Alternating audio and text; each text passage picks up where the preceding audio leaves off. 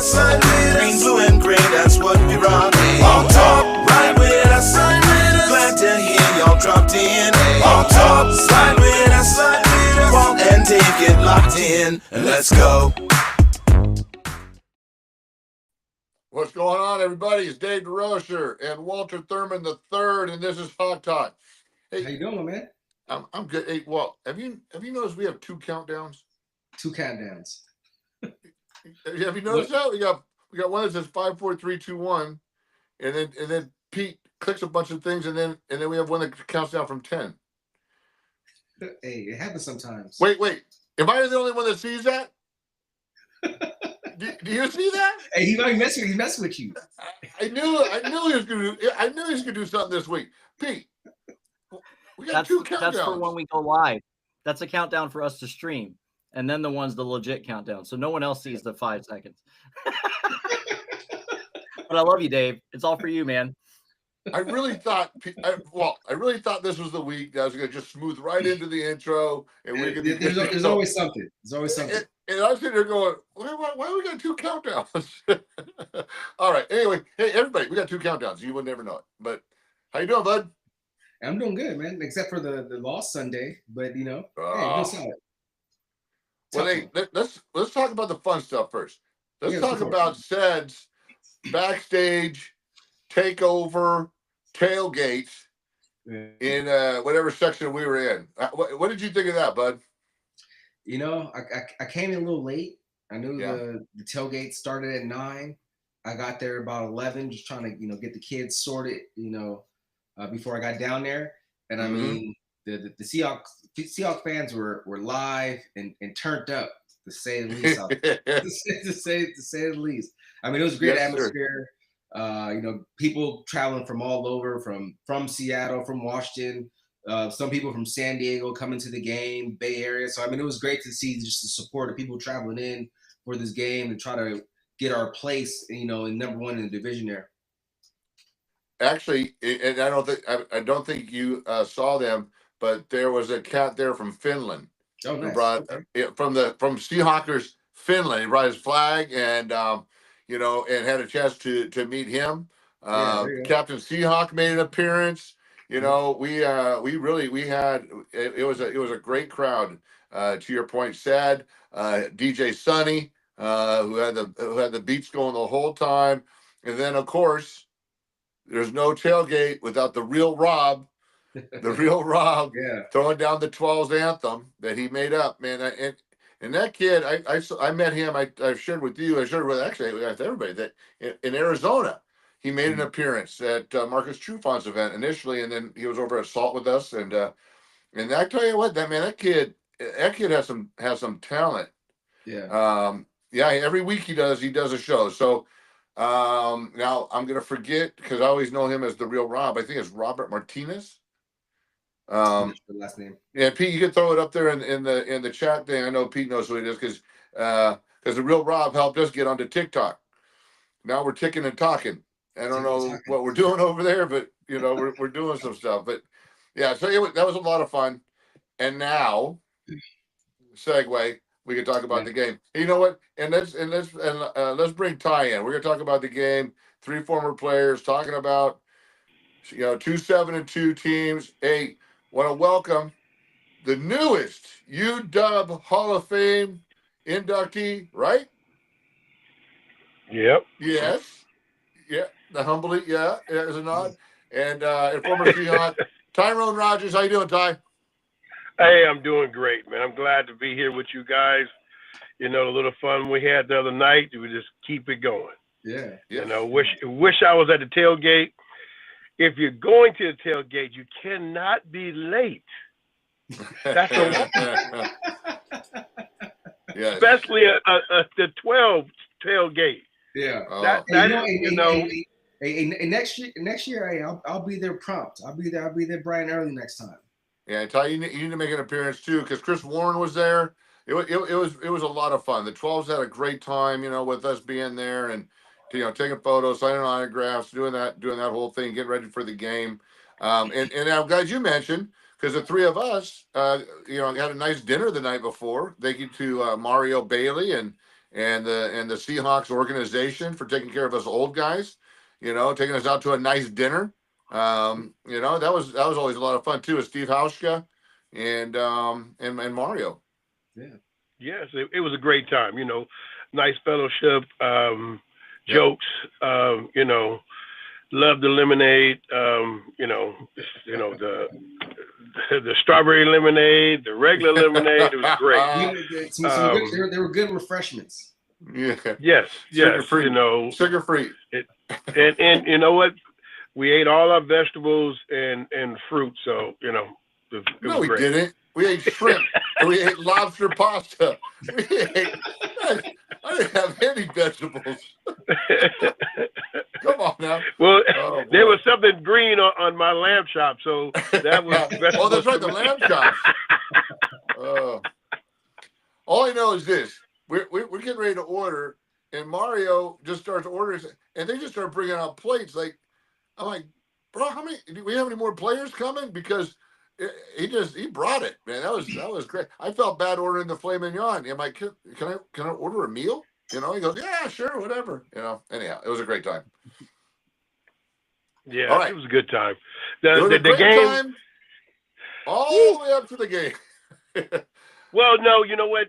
It's better losing a battle than getting this beat in every aspect. So we didn't have a bad showing for the part. We had some bad plays. They had some good plays. So you look at it that way. So going back on Monday when they broke down the film, you always can find something that you do better on. But it wasn't like they just got completely manhandled, outran, outschemed. It was a battle. I'm going to ask you what was your takeaway from watching it from the defensive side of things? I always look at it just with the interior. I mean, because the game is not won without with the interior. We did pretty good interior. So the D line is strong. It was a couple mishaps here and there, but the D line is strong. So we got some young D linemen. We got some guys coming up that's going to be some beast in the league. So I'm not disappointed at all. What did you think, Walt? I mean, watching the game. I know we don't do like a lot of stats on the show, but like I'm gonna pull some stats in a second here because good. The game wasn't justified, right? The better team lost. The better team lost the game. I mean, we came out that opening drive. We shut them down on a fourth down. We throw the interception right after, and we're at the 1 yard line, and we almost get off the field if it wasn't for they spread us out because they couldn't run the ball on us. To Tyrone's point, they had to spread us out, put it favorable box, and barely got the 1 yard to score a touchdown. I mean, we were very dominant on the defense side of the ball the whole day. I mean, you're not going to win a game throwing 4 interceptions, and even throwing the 4th interception, we still had opportunity to win the game. I mean, we had 26 first downs, so they're 12, 414 total yards of offense, so they're 250. The time of possession, we had almost 38 minutes controlling the ball to their 22 minutes. That just showed just how dominant of us just being able to control the ball, move the ball with that capacity. But again, you can't win the game if you're given turnovers. I think defense played a great game. I mean, Matt Stafford had barely 150 yards passing, and when he's been coming up, lighting it up to where he's been in MVP conversations to the whole year because of what he's been able to do throwing the ball, and we shut him out. He shut him down. I think you go back and watch the film, like Tyrone said, and it's like they got away with one. We gave them one. Yes. We gave them one, and so Yeah, we did that last year too. We gave them one, but this time it really mattered when we're both equal records. And I will say this: everyone all of a sudden is jumping on the Sam Darnold of the Vikings, the last part of the season. And I have to admit, I initially went there until I started thinking about it, and I'm like, you know what? There's some pretty good quarterbacks. Peyton Manning, Tom Brady that have had 4 interception games.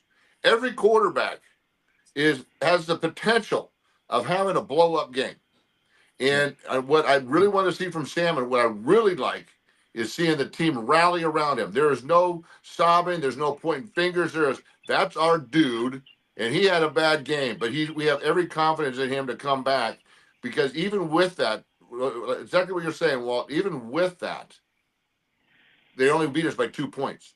I mean, 4 picks, and 2 of them were in our side of the field. I mean, we're giving them the freaking ball. So I mean, the defense has been playing very strong, and has kind of been the backbone to that. Like, that kind of showed what exposed both teams actually is that if you get a little bit of pressure on both the quarterbacks, they'll get a little rattled. Yeah. And so, I mean, that's something that, again, goes back to our offensive line. We got to get that situated, put together there to where if they're getting pressure on us, he gets flustered back there. He makes irrational decisions. A lot of those interceptions that were double covered. You're looking at, like, why is he throwing the ball? Like, if the front guy doesn't make the interception, the back guy's making the interception. Right? Yeah. Because of just how good a coverage they were, though. Like, I mean, whatever, we watched the Commanders game, and they're praising him on his reads and being able to go through his progression. But in this game, it was like, where's progression? Because the pressure is there. So, I mean, everything's in the trenches, as Tyrone knows, as both of you guys know, to where if you don't have a strong offensive line or you have a strong defensive line, that changes the game. Right. So we're all in agreement. I don't see this as being the end of the season by any means. Everyone's all of a sudden now just handing the baton to the Rams that they're going to take the division.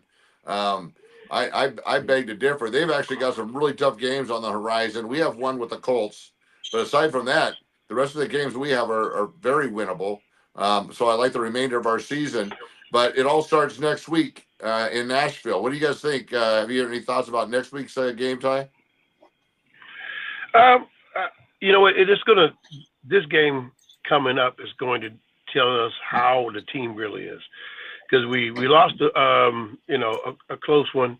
If they come back strong, then that's going to tell you the character of the team. And, it's how you respond to something that you should have grasped. And sometimes, a loss like this is good for the team. It is. Because you got to rally behind it, and you don't want to lose something that close. Well, I'll tell you, so one thing that we brought up in the show leading up to this week was all the smack talking our young Bucks were doing. They're kind of feeling they're 7-2, right? They're really going, hey man, they're believing the headlines, man. They're like, we really are this good, and we're bringing it, and we're gonna give it to this, we're gonna do that. I think there's a little bit of a punch in the mouth of, all right, sit back, show up Sunday, don't talk, just show up Sunday, come play the game, right, and have confidence, but don't vocalize it. I see. I'm different. If you know what you know what you can do, and you know your ability. And why not smack them in the face and then say, I can't cuss, okay? Say something to them, after you hit them. And then, and if you know what you could do, say it, do it. Yeah. As long as you back it up, and that's what a lot of people go on the confidence of a player. They say, oh, he should have been talking, now look at him. No. If that player is still confident in what he can do, he's going to lace it up, come back, tell you what he's going to do to you, smack you. Well, you know what? Nowadays, it's not real smack. It's a touch. But, just touch you in a nice way and, tell you what he's going to do. Yeah. So I like it. I mean, you can't go off being quiet all the time. I mean, if you do something exciting, you hit somebody, get an interception, a sack. If you can't celebrate, then that's a problem. No. I agree with that. I'm just talking about that leading up to it. Hey, we're bringing it to we're this, we're that. We're gonna bring it to the. Now, I hear what you're saying. Yeah, but see, when they do that, that put the pressure on them. So when people say, hey, you talk too much. No, because you're talking it, so that means if you're gonna talk the talk, you got to walk it. Yep. Yeah. So you can't lose. So that means So that means they got to come even stronger. So it's a good thing he's talking. It's confidence. It's not the old Seattle, be quiet, come out, play, you're good, and then walk away and don't say nothing wrong about, yeah, he was sorry. Yeah, I told you he was sorry, So I like it. So, if we got the fans the way we have, our 12th man, we supposed to come out there like that. Yeah. Well, I know Njigba has no problem telling somebody he's sorry. Right. He's stand right over you and tell you you're sorry. Really, you really thought you were gonna do something? Look at you now. Look at you. But to your point though, that kid is walking it. I mean, holy smokes, what a diamond, man. Look at his stats. Look at his stats now. And then wait a minute. He didn't have a bad game. No. So look at his stats in this past game. He didn't have a bad game. Yeah. So he's doing his part in some. Yeah. So other team got to do their part. Yeah. So he's raising the bar so everybody could do their part. Yeah. So Walt, what kind of player were you? Were you one of the guys that's quoted in the paper? Did you talk about smack pregame or after the game or during the game or? I mean, it depended on the situation. It depended on the players that I was going against. Like, there were some guys that were, that would chirp. I might not chirp to him because like that, he's using that type of fuel. So like, if you're not giving him that feedback, then now he's going in because he's looking for that fuel ammunition to kind of get riled up for the game. Mm-hmm. So I mean, I played a little bit more strategic in some capacity, but I mean, I was always confident in my ability. Every time I go out there, I feel like I'm better than you, in that position. So I'm gonna work my technique. I'm gonna work the craft within that situation. I mean, I think it's fine. The guys are feeling confident. You can't help some guys just being more verbal than other guys. I mean, you talk about a guy like a JSN. I mean, he has 1,100 yards right now. I mean, he's on pace. He's on pace to be able to break their NFL receiving record. So I mean, that's the guy's playing at a very high level. He's gone against great corners through the course of the season, and he's giving guys 100 yards, through the course of, outside of last week, I think was probably one of the first games where he didn't average and get 100 yards. But I mean, he's pretty much averaging over 100 yards on the season right now. I mean, I love watching his craft, his shiftiness. It would have been great to compete against him, back in the heyday, right? It's just you always want to compete against some of the best guys that are out there. I think going as far as the Tennessee game is concerned, I think it's a trap game, right? You're looking at you're coming off a loss. You're looking at a team that's 1-9, playing at home.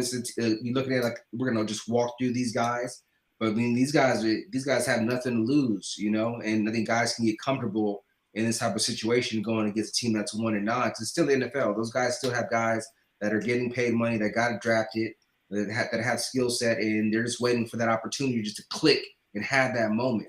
Right. So, I mean, I think it's a really attention to detail week, for the Seahawks coming in this aspect. I think they're watching the film. They're seeing that, at least if I'm on the deep side of the ball, hey, we did what we could do. Was there an opportunity for us to get an interception or try to get a score? A fumble, try to get a score to help the team. That's the conversation that we're having on defense. What could we have done to try to get points on the board? Because we can't worry about the offense. The offense is going to have to figure that stuff out. But from a defensive standpoint, we got short-handed on the field a couple times, and we stopped them once, and we're very close stopping them again. Those are really the points that they got on that. So I mean, I think defensively, you feel okay, but obviously we didn't get this team aspect. You didn't get the win, but I mean, I think where the defense is playing, I mean, they're one of the best defenses in the league right now. Yep. So, hey, Ty, remind me what years you were with Seattle. I was there, was it 91 to 95, and then I went to Panthers after that. Okay. And so you answer you, go ahead. I was saying, so you played with a guy that I had some verbal battles with, a defensive end who was an All-Pro a couple of times. I think he just got voted. I think he's part of the top 50. I'm not sure. What's his name? That's why I'm asking you, because you played with him. Yeah, well, I'm saying, what's the name? Which guy? That's what I'm asking you. Oh, but wait. Well, I played with Jacob Green. I played with Jeff Bryant. So they're both in the top 50. Oh, no, yeah. No, those guys I played against in my rookie year, 88, 89. Yeah. I'm talking about like a 92, 93 guy. Came out of the World League. Oh, you talking about Michael Sinclair? Michael Sinclair. Oh, my Lord. Hey, that guy. Michael Sinclair was an amazing athlete. Amazing. Yes, I know. The coolest dude.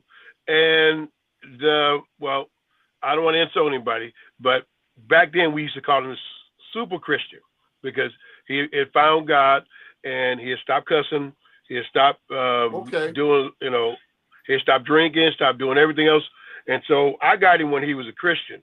And we played together. We hung out. And Mike was one of the coolest guys. But athletically, that cat could do anything. Ty, anything. I'm aware. I played against him 3 games in one season when he was with Sacramento.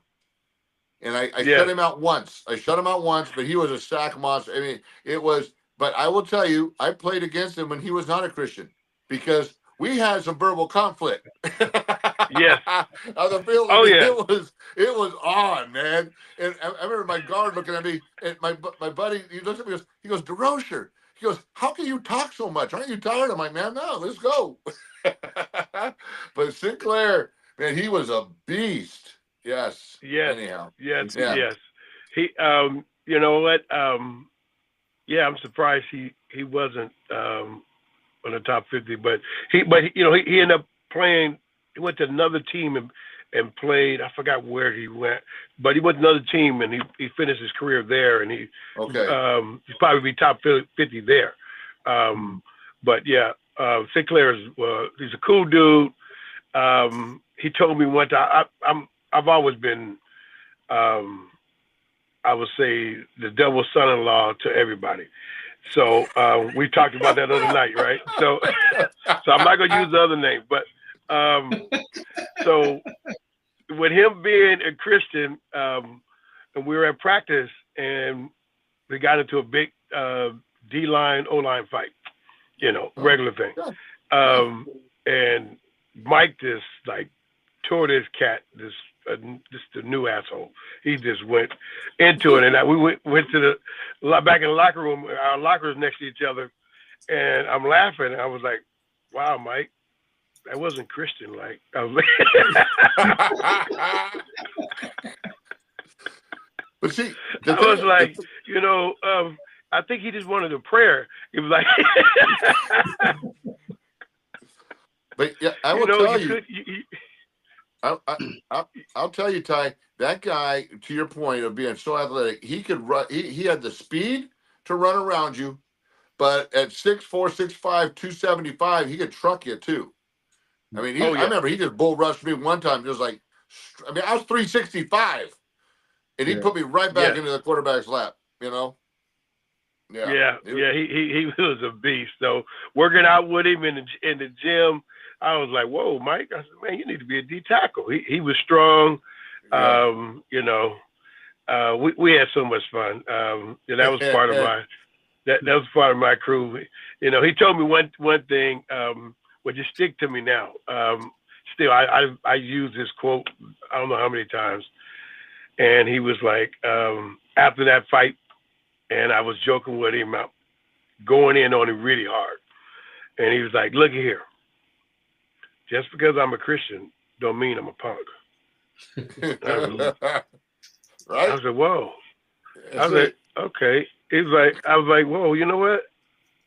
And I said, "Okay, you know what?" I bowed down. It's only a few people get me to shut up when I'm ragging on them. So he did that, and I was like, "Yeah." I said, "Mike, you know what?" He was like, "I'm still from the hood." Hey, do you happen to have his contact information, or we gotta find a way? I would love to have him on because he may not want to come on initially, especially once I remind him that I played for Montreal and because I'm telling you, it was on. It was a battle between the whistles, after the whistle, running to the sideline. I mean, it was I don't know if it was a mutual respect or just we just went at it. It was awesome. You know what? That's one thing about him. He would go at it.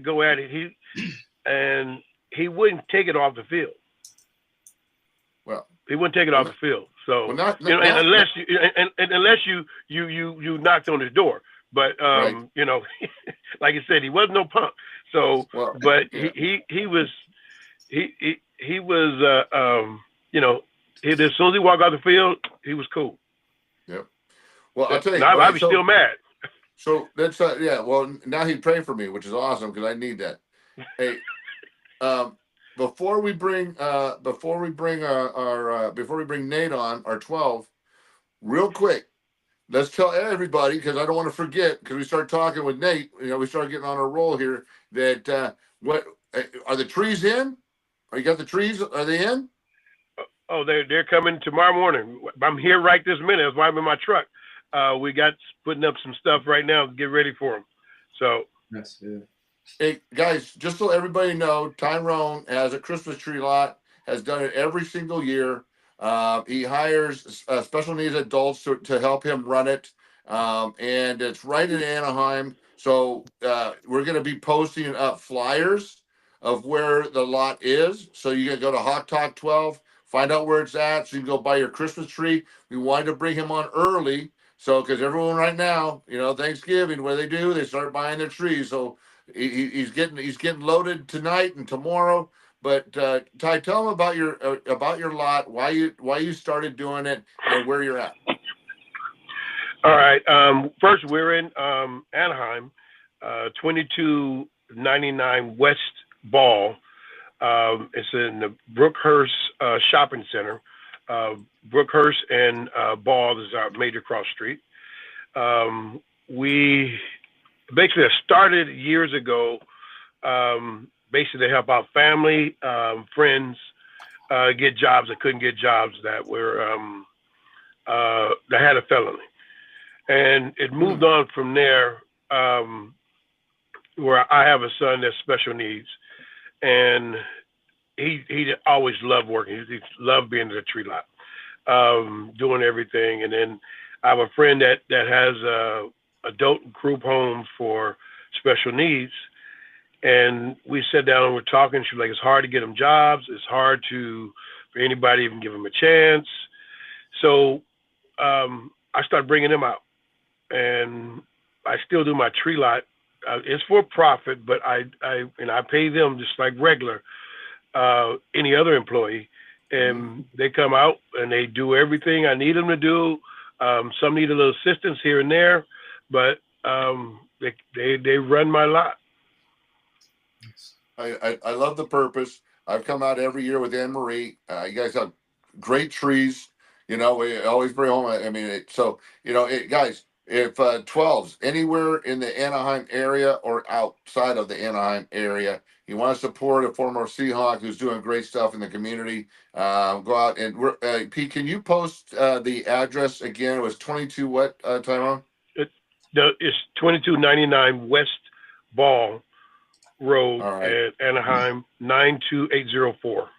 All right, and we'll make sure that we get it up on Hawk Talk 12 and our social media, just so people that don't catch the show can see it, and it's just that's an awesome purpose and cause. So anyhow, let's Nate, why don't you introduce our 12 because you have a little bit of history with this guy.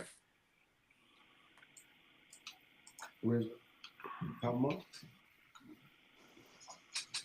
yeah, we had my guy Nate Maggiore. Known Nate for pretty much his whole life. His dad coached me in high school. Had the honor of coaching with him this past season, and Nate's at Mount Sac right now, defensive end, pursuing football, trying to get to the next level here. Yes, sir. Die-hard Seahawks fan. Welcome, Nate. Thanks for having me. All right. Hey, welcome, Nate. You're on the right side of the ball. All right. I'm talking about. Yes. Definitely. He's the dancing bear. Right. So Nate, so you've known Walt for a good minute. All right. Yeah. All right. So when Pops would come home and he said, that damn Walter Thurman. Okay, so give us like the real we all look at Walt, he's got a great smile, he's always very nice, continue, Yeah. but so give us a good Walt story. Mm. I And mean, you can there's think about definitely. that. But, Yeah. all right. Did Dad ever come home cussing Walt, or did he go, man, that Walt's a great kid? Honestly, I don't know. He could have been hiding it from me because he just wants me to see Walter a certain way, But honestly, he never has never said anything bad about the guy. Like, Wow. probably one of the favorite dudes he's ever coached. Everything he's told me has just been good. I'm sure there's got to be something, I'm sure that's not all true, Yeah, but we got to dig deep. We got to find oh yeah, somebody. I gotta Yeah, ask you him. know. There's got to be something, But Yeah, we got to talk to the nah, trainers. The trainers will yeah, know. they Trainers would know know. Trainers everything. always know. Trainers always know. Trainers know. I think maybe we should have brought Pops on with Nate. Yeah, we should have. He definitely has something to say. So Nate, what year are you at Mount Sac? I'm a freshman this year, so Oh, I okay. gray shirted at Mount Sac last year, which What does is gray pretty shirt much. mean? What does gray shirt mean now? It's just I took part-time classes because Okay. I didn't want to waste a year, just not being able to play, not being able to get good film to get to the next level. So I took part-time classes, so my clock didn't start.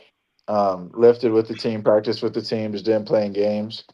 Got stronger, gained weight, and felt like I was ready to play this year. So Oh, that's great. That's great. Yeah, that's different than um, a red shirt, because a red yeah, shirt your clock starts, right? yeah. A red shirt. So how it's been told to me is I have 5 to play 4, so 5 years to play 4. Right. And when you redshirt, if you would have redshirt, it turns into 4 to play 4, so you don't have that extra year. And when you Oh, redshirt, you take full time classes. So you'd be a freshman as a football freshman, but when it comes to school academics, you'd be a sophomore. so That's how your clock starts.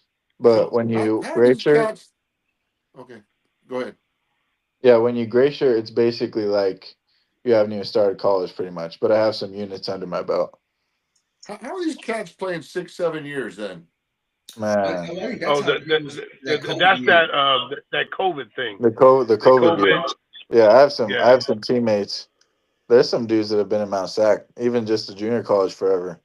Because yeah, especially if they started playing 2019, because Okay. they have there's a red shirt, the medical red shirt, which they even give multiple times sometimes now, the COVID year. So yeah, it stacks up for sure. Okay, so there's there's red shirt on top of red shirt. There's regular red shirt, then there's medical red shirt, Then there's a which medical red shirt. actually is what red shirt was back when Yeah, we played, right, Ty? I mean, red shirt was you got hurt, you take a year off to get healed or whatever it is, or just develop. But it yeah, was always Right. 5 to play 4, always. okay, Right. yeah, But now what he get with the gray shirt, it doesn't even count. So when he's Right. in now as a freshman, now he has depending if they're red shirt him or not, he still have a red shirt, and he has 4 years to go out and play to be exactly. letter. So really it's 6 years, 6 years to play 4. Yep, exactly. I could have used. I was an absolute late bloomer because I didn't even play football in high school, and I could have used as many years as I could take. We Yeah. played BYU. Ty, I don't know if you ever played BYU, but they took 2 years for a mission, so they had a loophole there, and Yep. those cats were like grown men. I Yeah. watched a lot of scrimmage, and they looked like Walt. They had a full beard, and their neck stuck out of their helmet. They're like Yep. 30 years old.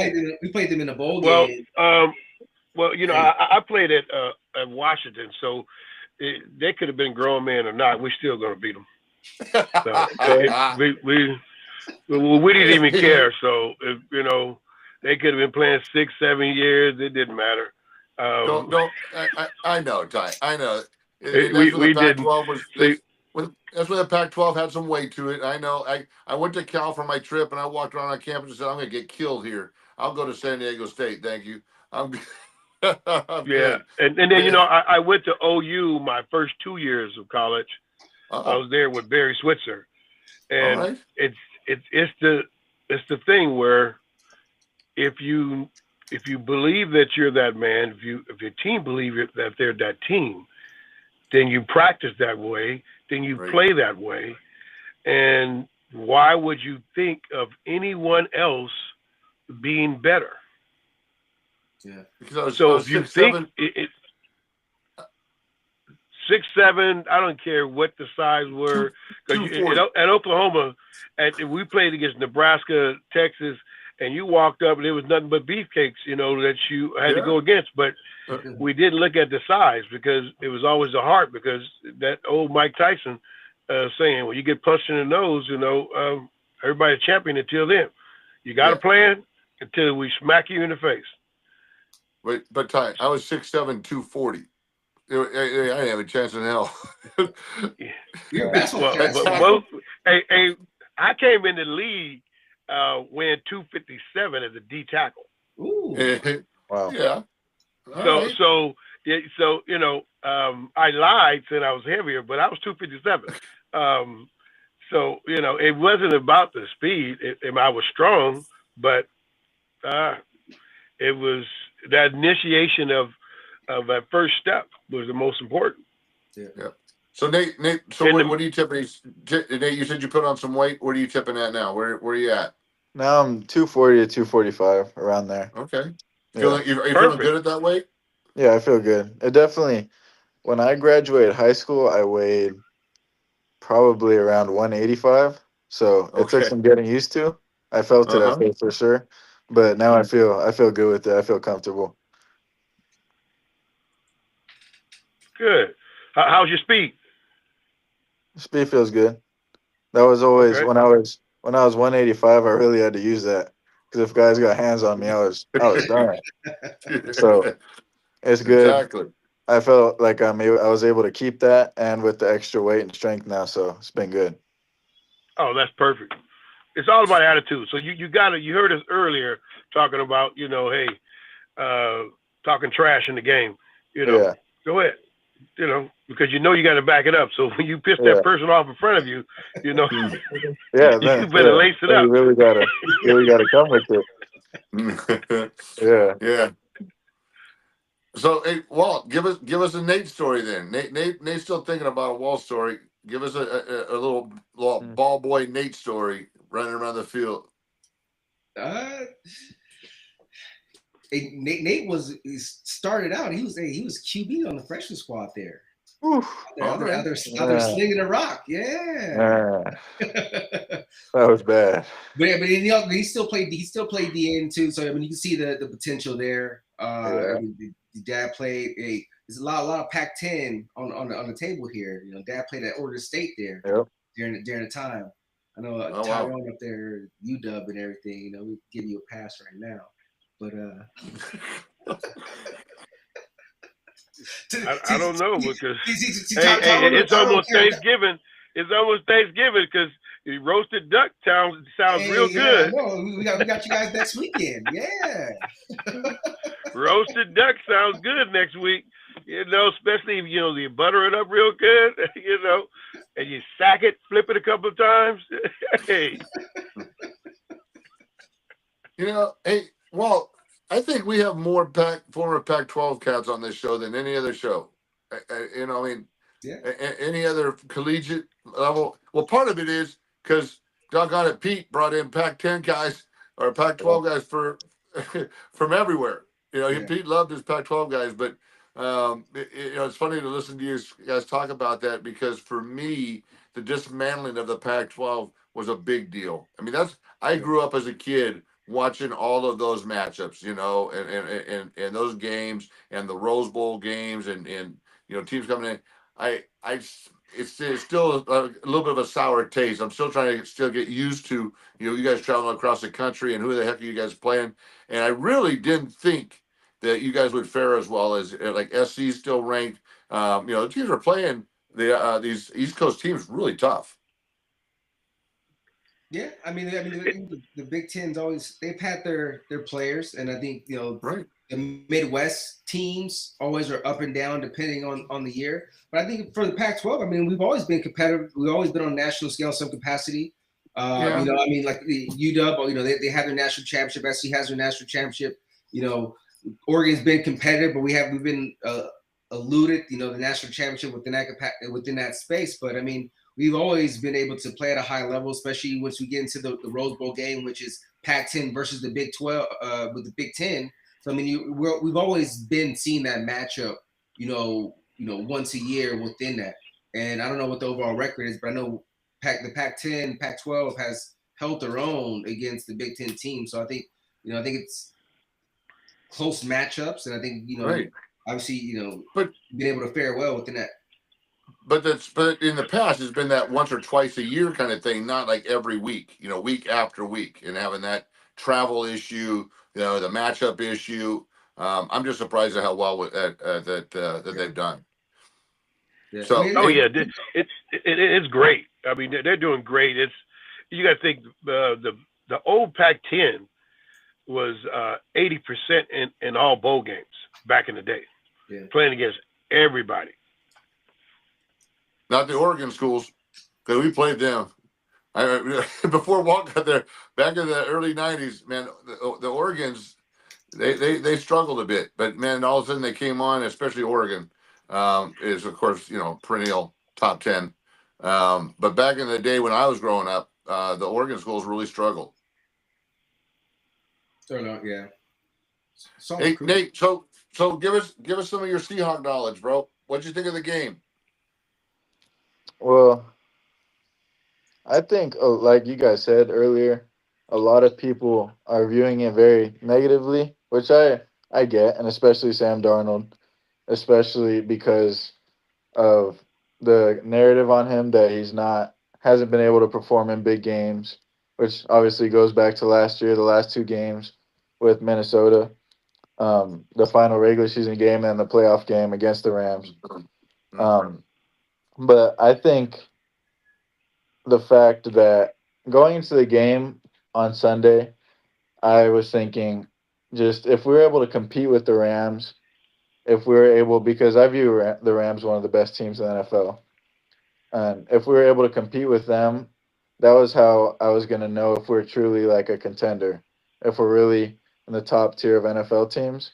And I think the fact that Sam Darnold threw 4 interceptions, probably played the worst game he possibly could have played, and after all that, we lost by 2 points.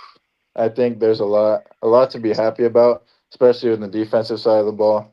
I mean, the Rams were just rolling over people coming into the game, putting up 40 points. Matthew Stafford was dominating, looked like an MVP candidate. And the Seahawks defense, who I knew was good coming into the game, but I think on Sunday they really proved that they're one of the best defenses in the league. And I definitely think on the defensive side of the ball, they can go as far as they want. A lot of it will depend on Sam Darnold, but I think he's been playing great all year. He had a bad game. Like you said, the team's behind him. Like, that's their guy. They're going to go as far as he takes them. So I think there's a lot to like on Sunday. Yeah, I have to agree with you. I on all facets. And I like our chances. I like our remaining schedule. As we were talking about earlier, the only really, really good team that we have on the schedule are the Colts. I think the Niners injuries will start to catch up with them. Yeah. I don't know how they're doing it. Yeah, we can talk about that, but pretty amazing. That has a lot to speak to the program, the coaching, and the organization and the management. When you have your B and C players competitive and vying for first place in a division, that speaks a lot to that program. But at some point, I think it's going to catch up to them. And I really like our chances. Where do you see us finishing the season then? What's your prediction? Like a record prediction?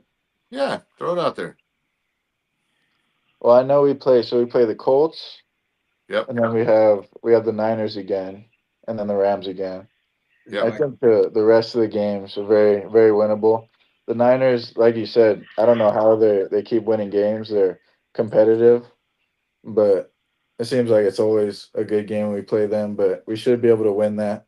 So I don't know how many games are 7-3, so there's 7 games left. 7 games left, yep. So I could see, I'm going to say 5-2 in the last 7. I would say that'd be my prediction I because think it's that's it. I think either Yep. the Rams, the Colts will be tough, but I think I either agree with you. the Rams or the Niners, those will be tough games too. So Yeah. that's my The culture on the road, right? Well, yeah you see it? Yeah, they're on At the road, home. right? No, it's at Oh, home. is it It's at a home home? game. yeah Okay, how Yeah. sad is this? I almost wished it was on the road. yeah. 'Cause, I you don't know, blame you. yeah.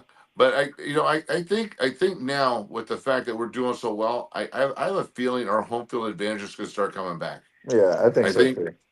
yeah. And Walt, you were in the stadium. Is that the loudest you've ever heard SoFi? I know it was for me. Yeah, that was it. It was one of the louder games for sure. Yeah, because Yeah. the Rams fans finally showed up. In every other game I've ever been to at SoFi, whether it be a Chargers or Rams game, the visiting team was louder. And Yeah, this week, the Rams showed up, and it was the decibels were up. Never to get where lumens is, but Yeah. it was good for LA. You know, it was Yeah, good for LA. it worked out. It changed the atmosphere, it changed the vibe. You know, it gave Yeah. them some fight. But I mean, again, that was a game that we let slip out of our hands, and yeah, you can't definitely. keep giving a team like that to that many opportunities to try to win a game. I mean, you're never going to win a game giving up 4 turnovers. So, No. yep. All right, guys. Hey, so Ty, you're in predictions. You know what? I go what he was saying. The next 7 games we go 5-2 because I believe the tough games we're going to come through. You know, I think we're going to slip up here or there on one of the games we should win. In the Which we tough do. games, I think we really. I believe we're going to go strong with the tough games. It's hard to beat the Seahawks twice. So especially when we're playing good. Yeah. Right. Definitely. Yeah, I agree with you. It's going to be, the Colts are they're playing on a certain level. Their defense is surprisingly one of the best defenses in the country in the league. And then, I mean, they've got, in my opinion, probably the best running back in the league, at least this season. Playing just lights out. I mean, that game he had over in Europe of whatever 260 yards rushing, and nobody could freaking stop him. Pretty amazing.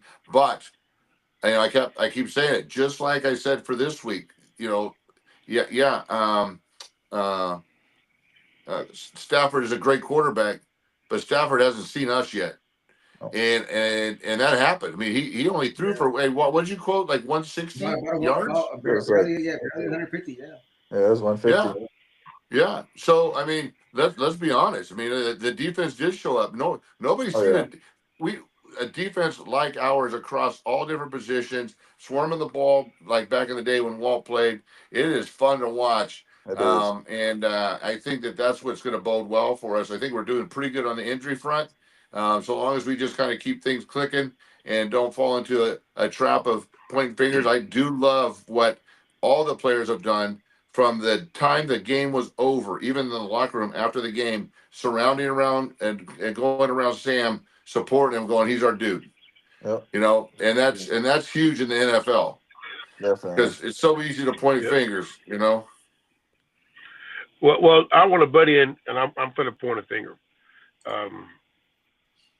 Not at me. You just aged. Yes, I am. At you. You just aged yourself when you said the 49ers are playing well with their B's and C's. Who says that now? I don't even no know one what that means. say B's. Yeah, I know. I never heard that before. Either. Walt doesn't know either. He doesn't know what B's and C's mean. He just kept going. All right, so I'm gonna aid you. They stopped using that term in the 80s. Perfect. And, hey, Nate, he just looked up like, what? Yeah. And Walt just smiled like, okay, I don't know what the hell he's talking about. I was like to smile and nod a little bit. So, hey, Ty, yes, I'm gonna translate for you. They've been playing well with second string and third string players. Oh, B's and C's. Okay, that makes sense. Yeah. So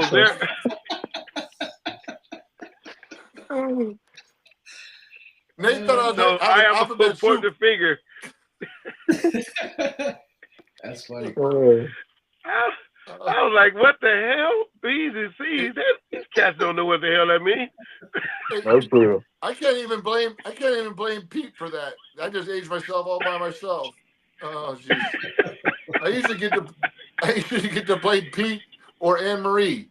And Anne Marie, I haven't heard her. Oh my gosh. So all right. Thanks, Tyrone, for straightening that out for everybody. Yeah, I appreciate that. Anytime. I knew what I was talking about. Anyhow. Had to translate. Yeah, I appreciate that. No problem. No problem. All right. So hey, let's wrap it up. Let's go around the horn. Hey, Walt, I know Nate and Ty gave us their feeling end of the season predictions. How do you think we look moving forward? Are you still on the train? Are we still like on the same page now that Tyrone straightened it all out? Moving forward, how do you think we look?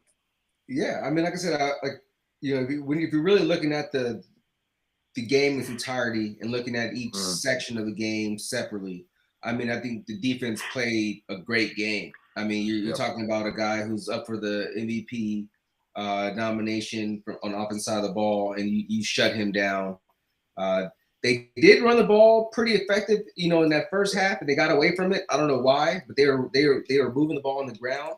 But again, we were able to kind of nip it in the butt there and stop that and kind of played stout. I think it's a learning curve in that regard. Really, it's going to come down to the offense being able to get in tune with what's going on. I mean, we have Tennessee. We have Minnesota at home. We go to Atlanta on the road. We have the Colts at home, the Rams at home, Carolina and the Niners away. I mean, we can go 5-2, or we can win the next 7. I mean, that's just kind of how the schedule is kind of, shaped out within this space right now. I think it just comes down to like what team shows up. If we're playing, solid football in all 3 phases, offense, defense, and special teams, I mean, we go 7-0, but I mean that's a 1 week at a time type of situation. And like I said, I think we have a Super Bowl caliber team, especially because of how the defense is playing. And especially I think special team has to match the defense. I mean, I think the last thing at the end of that game, we gave up that big kick return at the end that put them in some better and pretty decent field position. And that was kind of a crucial little element there that if we played, pretty stout, that changes the dynamic of having better field position, being able to come back and be able to put ourselves in a better position and kind of get a more manageable field goal at the end of the game there. So, I mean, we can go 5-2, but we could also go 7-0 with this back in the schedule with these teams. I think a lot of these teams are below 500 from their record standpoint. So, I mean, I think it's pretty favorable for us, going into the playoffs. Yeah, and I'm really, with this recent loss, I think we're going to see a huge rally around Sam. The defense feeling confident because typically, and Ty brought this up, this could have been a trap game for us. But because if we had won this game and we're in first place, I could see a big letdown, for sure. But I think that now more than ever, we understand as a player, man, we need to make a push. We need to make a restatement of ourselves. And I really see them doing extremely well this week. And we get that 8-game win, so we're over the 7.5 hump, and we just kind of keep moving forward. So, hey guys, we're at the end of another great show. Nate, is there anything that you wanted to ask of Walt or Tyrone, or anything that you wanted to share coming onto the show? Because you got 5 minutes. Just a little more about the Seahawks. I think I would say, kind of like you said, with them losing the game this week, I think it was actually one of the best things that could have happened to them in terms of making a potential Super Bowl run, and even more so Sam Darnold having the game he had, because the end of last year he did sputter out at the end, and there was a lot of questions about how he played in big games and all that. But I think this type of game coming in the middle of the year this year, where they're still in a good spot, they have a pretty favorable schedule down the stretch. and like Walter said, really could win out if they play like they can. I just think the team rallying around Sam Darnold and kind of a little reality check, maybe because of how well he was playing, and the fact that at the end of the year last year it happening to him in the playoffs, but this year him kind of having that reality check and having a rough game in the middle of the season when there's still a lot of time to recover from it, to regroup, to watch film, to get better. I just think for the future of this team and towards the end of the year, I think it was a really good thing that happened to them. And I agree. I think this game against the Titans this week, I think they're going to come out in what could be a trap game, but because of the fact that they lost and now the media and everyone's kind of questioning them, questioning Sam Darnold, I think they kind of have something to prove now, and that makes them even better going forward. Yep. Come out and make a statement. Yep. Yeah. And Ty, I don't know if you remember this, but that Minnesota team of last year, those last two games, Sam was running for his life. I mean, they weren't going to let him sit back there and throw to Addison and throw to who's the best receiver in the league? Justin Jefferson.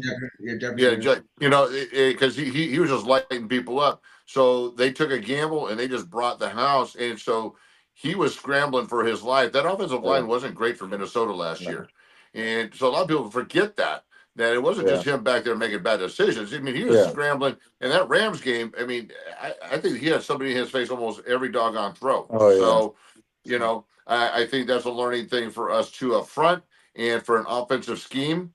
Look at somebody's had success getting in Sam's face. Well, let's scheme around that. And that's screens and that's run game and that's different stuff, right? Get the ball out of his hand quick. Let him sit back there and get those happy feet. So all fixable stuff. And we've certainly got the talent to do it. Hey, thanks, Nate, for hopping on. And if you did have a bad Walter story, thank you for not sharing it. Because Walter has a really impeccable image on this show. He does. So thank you for not tarnishing that. Yeah. And Ty, thanks for joining us, brother. And like I said, man, I'm glad to be here. Yeah, I'm gonna have to find something dirty about Nate, about Walter, Nate. I'm gonna have to call the equipment guy. There's something, Don't worry, I'll be looking around too. Yeah, I gotta find something. Yeah, you gotta find something. It's out there. We'll post it. We'll post it on social media because everything on the social media is the truth. So we'll do that. Oh yeah, of course, yes. And Ty, I know you're gonna be busy as heck for the next month and a half. We appreciate you. Just so you guys know, I think you sleep on that lot. You work that lot. You make sure all your people are taken care of. You're a great dude, man. I'm glad you're my friend, and thank you for joining us. Appreciate that, Tyrone. Man, thank you. All right, man. I'll talk to you guys later. All right. And Walt, always good seeing you. Yes, sir. Until next week, go Hawks.